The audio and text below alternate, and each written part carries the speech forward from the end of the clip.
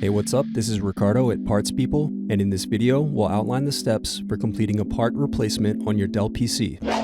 Visit our website and use this coupon for a 5% off discount.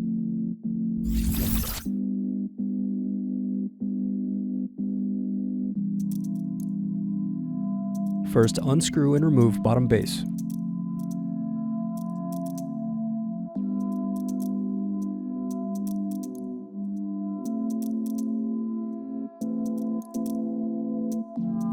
Then unplug battery connector. Now unscrew and remove battery. Now unscrew and remove heatsink.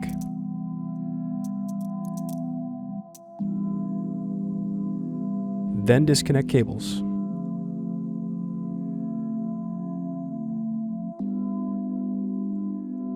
Now unscrew and remove touchpad.